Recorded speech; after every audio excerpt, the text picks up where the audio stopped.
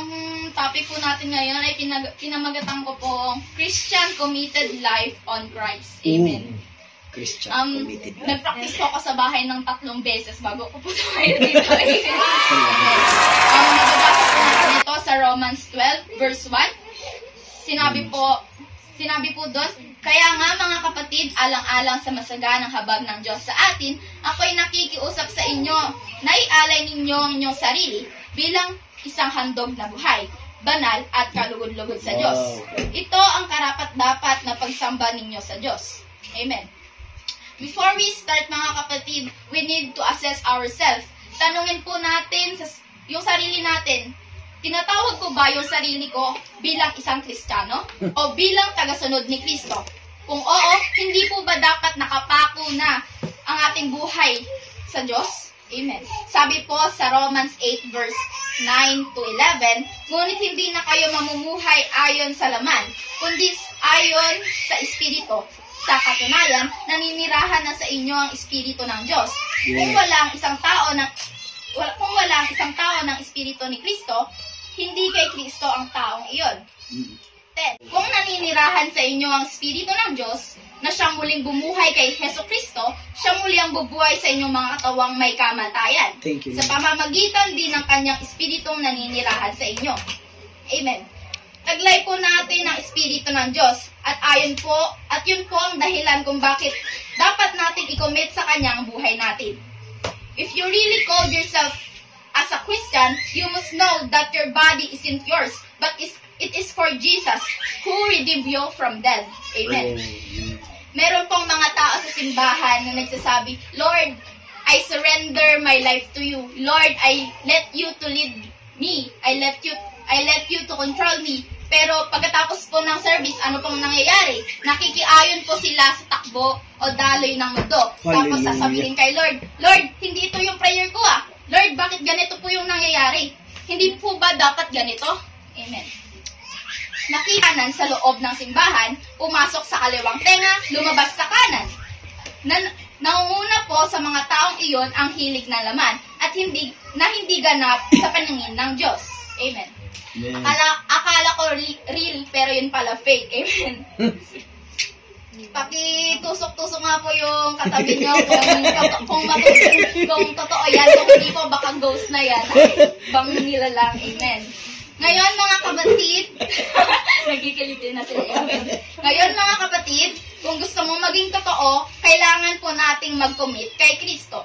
Yes. Sa School of Leaders 2 po, hindi po ba pag natapos po yung isang lesson doon ay marami pong commitment. Di ba? So, amen.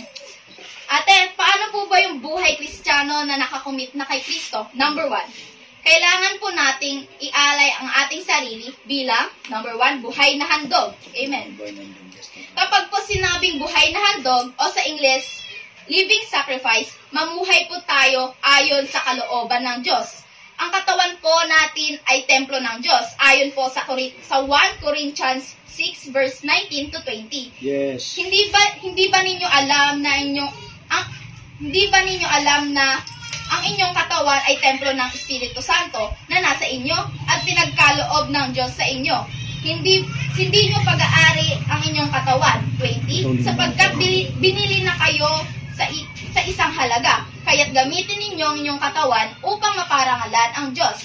Tama. Yes, Lord. Sa bawat taong tagasunod ni Kristo at tumanggap sa Espiritu Santo, maliwanag po hindi na sa atin itong katawan natin.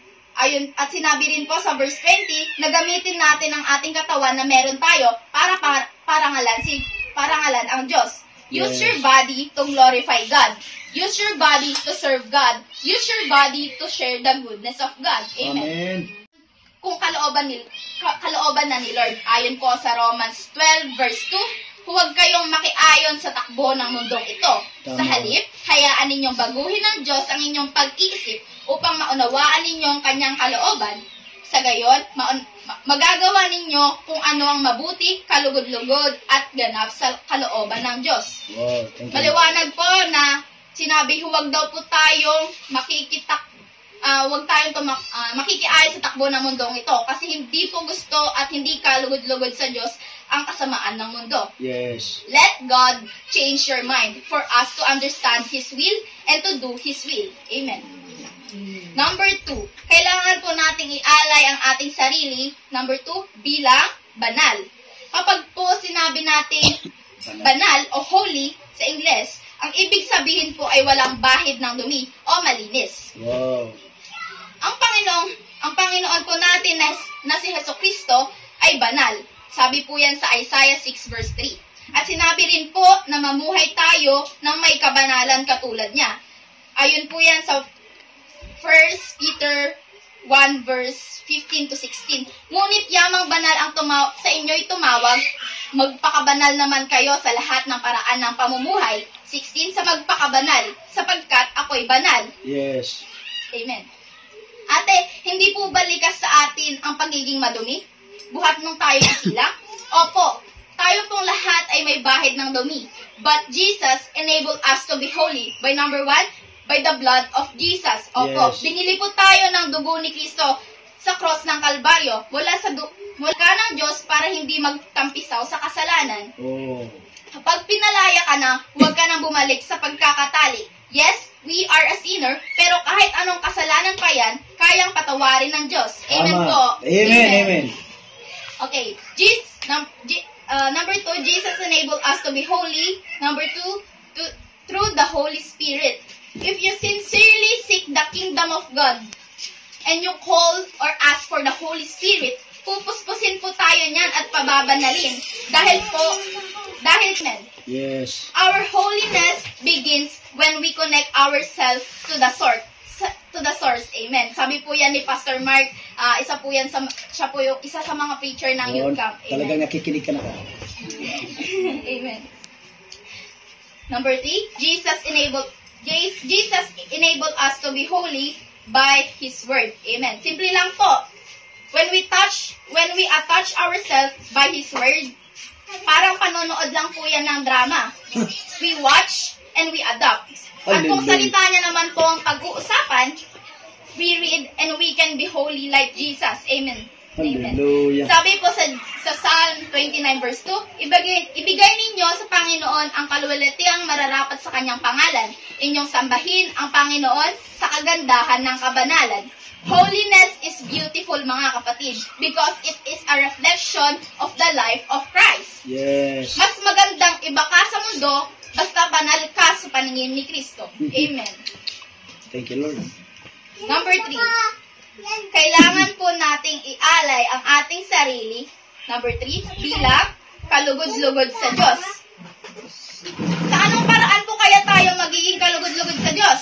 Number 1, by our faith, pananampalataya po. Ayon po yan sa Matthew 8 verse 10. Namangha si Jesus nang marinig ito at sinabi niya sa mga taong sumusunod sa kanya, tandaan ninyo, hindi pa ako nakakita ng ganito kalaking pananampalataya sa buong Israel. Ganun din po sa John 3:16, sapagkat gayon na lamang ang pag-ibig ng Diyos sa sanlibutan, kaya't ibinigay niya ang kanyang kaisa-isang anak upang sino mang sumampalataya sa kanya hindi mapahamak, kundi magkaroon ng buhay na walang hanggan.